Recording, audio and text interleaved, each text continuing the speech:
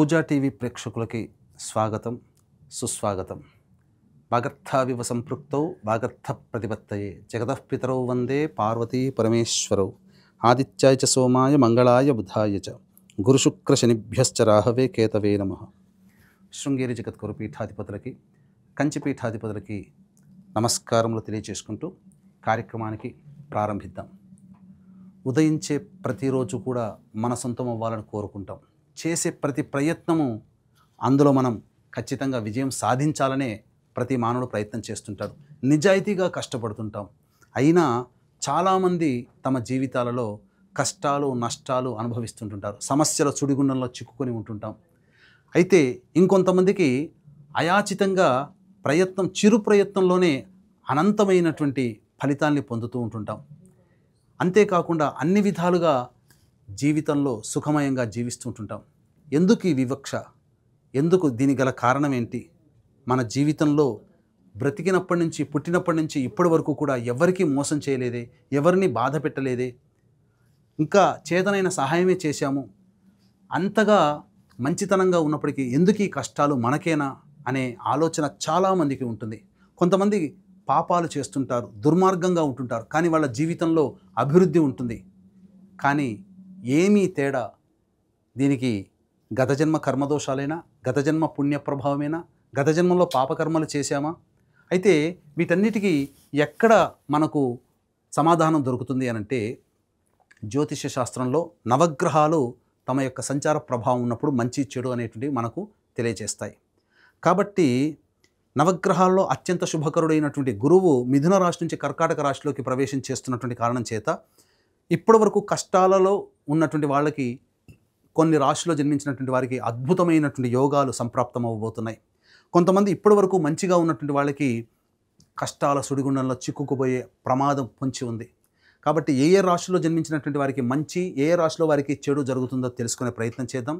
అంతేకాకుండా అత్యంత శుభకరుడైనటువంటి గురువు యొక్క అనుగ్రహం అమాంతం పెంపొందించుకోవాలంటే ఈ 18 అక్టోబర్ నుంచి 5 డిసెంబర్ మధ్య కాలంలో 3 పర్వదినాలు ఉన్నాయి. ఆ 3 పర్వదినాల్లో ఎటువంటి పరిహారాలు పాటించాలో కూడా తెలుసుకునే ప్రయత్నం చేద్దాం. ఇక ఆలస్యం చేయకుండా 12 రాశుల్లో జన్మించినటువంటి వారికి కేవలం ఈ యొక్క గురుగ్రహ మార్పే కాకుండా గురువుతో పాటు రవి, కుజ, శుక్ర మరియు బుధగ్రహాల యొక్క మార్పు వలన కూడా జీవితంలో ఎలాంటి సంఘటనలు చోటు చేసుకుంటాయనే విషయాల గురించి చర్చించుకుందాం. కన్యా రాశిలో జన్మించినటువంటి వారికి గురుగ్రహం చాలా అదృష్టాన్ని తీసుకొని వచ్చే అవకాశం ఉంటుంది. 18 అక్టోబర్ నుంచి 5 నవంబర్ వరకు కూడా గురువు లాభస్థానంలో సంచారం చేస్తున్నటువంటి కారణం. ఈ కారణం చేత అద్భుతమైనటువంటి యోగ కాలంగా చెప్పవచ్చు. గురుగ్రహ మార్పు వల్ల లాభపడేటువంటి యొక్క రాశులలో మిథున రాశి సంపూర్ణమైన యోగము, అంతే విధంగా కన్యా రాశి కూడా సంపూర్ణమైనటువంటి యోగాన్ని పొందే అవకాశం ఈ యొక్క కన్యా రాశిలో జన్మించినటువంటి వారికి దక్కబోతుంది. అతిశయోక్తి కాదేమో, చాలా గొప్పగా చెప్తున్నారేమో అని అనుకోకండి. గ్రహాలన్నీ కూడా అనుకూలంగా ఉండబోతున్నాయి. లాభస్థానంలోకి గురువు, అలాగే 16 నవంబర్ నుంచి తృతీయ స్థానంలో రవి, 27 అక్టోబర్ నుంచి తృతీయ స్థానంలో కుజుడు, షష్టమ స్థానంలో రాహువు.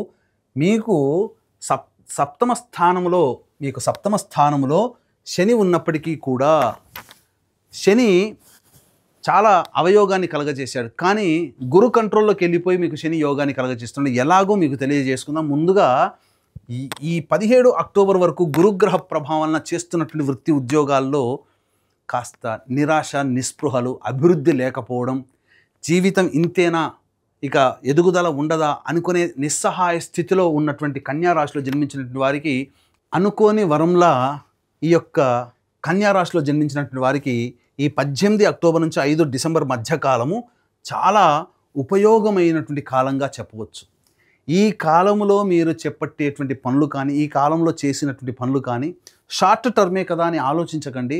ఎందుకంటే కన్యా రాశిలో జన్మించినటువంటి వారికి వచ్చే మార్చి, ఏప్రిల్ తర్వాత గురువు కర్కాటక రాశిలోకి ప్రవేశం చేయబోతున్నాడు.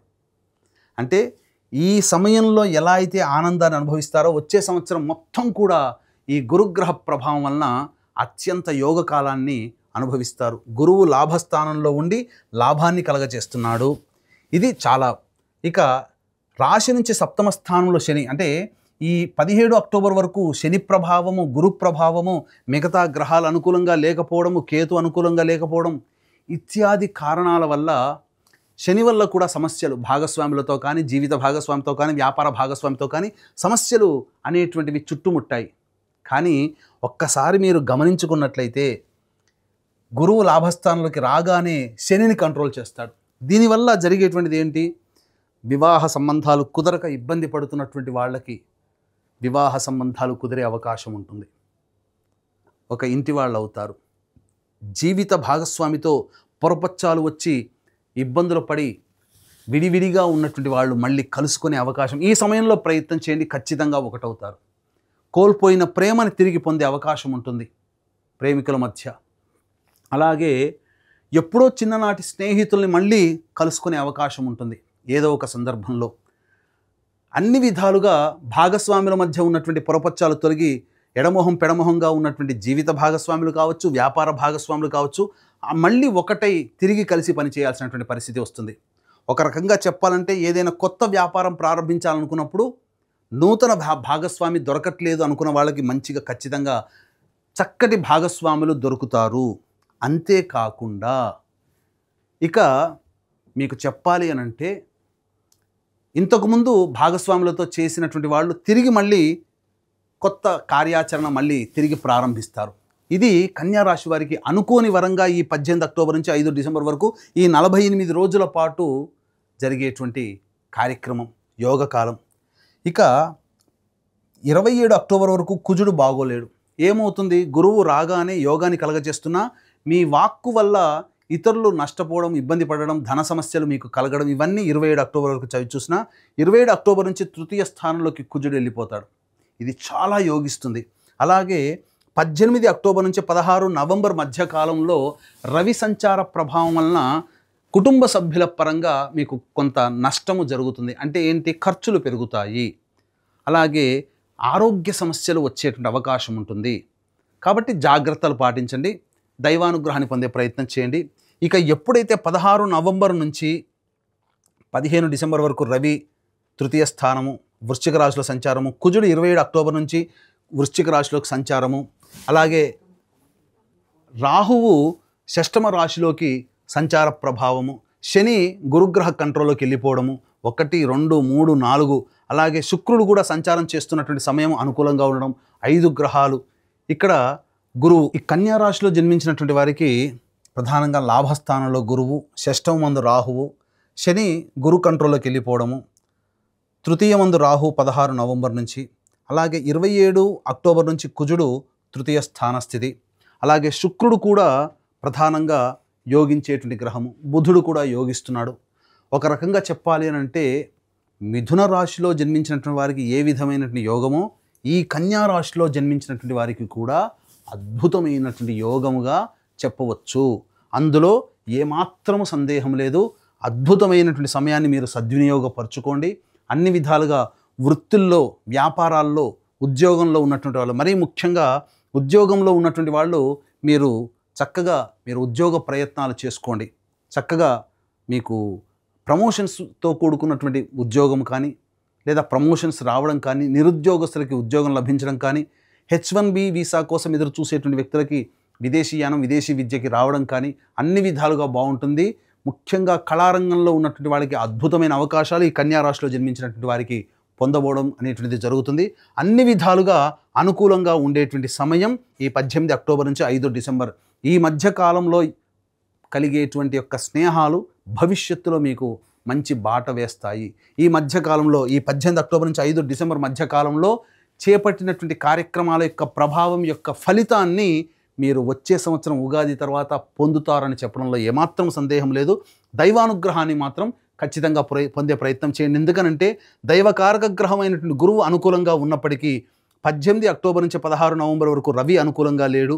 అలాగే ఎంతైనప్పటికీ కూడా సప్తమ శని కొంత ప్రభావం, కొన్ని సమస్యలు తీసుకురావడం, కేతు వ్యయస్థానం నుండి ప్రయత్నాల్లో ఆటంకాలు కలిగించడం, ఏది ఏమైనప్పుడు అన్నింటినీ అధిగమించగలిగేటువంటి శక్తి మిగతా గ్రహాలు అనుకూలంగా ఉన్నా కొంత దుష్ప్రభావాలు ఉండే అవకాశం ఉంది. కాబట్టి దైవానుగ్రహాన్ని పొందే ప్రయత్నం చేయండి. ఇట్టి దైవానుగ్రహం అందరికీ అందించాలనేటువంటి ఒక సదుద్దేశంతో ఈ 18 అక్టోబర్ నుంచి 5 డిసెంబర్ మధ్యకాలంలో ఉన్నటువంటి 3 పర్వదినాలలో సర్వదోష నివారణ పూజలు, హోమాలు అనేటువంటివి మీ గోత్రనామాలతో చేయించడం జరుగుతుంది. అవి 5 నవంబర్ కార్తీక పౌర్ణమి సుప్రసిద్ధ కాశీ క్షేత్రంలో, 20 నవంబర్ కార్తీక అమావాస్య శ్రీశైల క్షేత్రంలో, 4 డిసెంబర్ మార్గశిర పౌర్ణమి ప్రముఖ దత్తక్షేత్రంలో సర్వదోష నివారణ పూజలు, హోమాలు మీ గోత్రనామాదులతో జరిపించి శక్తిపాతం చేసినటువంటి మాలలు ఇవ్వడం జరుగుతుంది. అవకాశం ఉన్న వాళ్ళు కార్యక్రమ తదనంతరం కాంటాక్ట్ చేసి పూర్తి వివరాలు తెలుసుకోవచ్చు.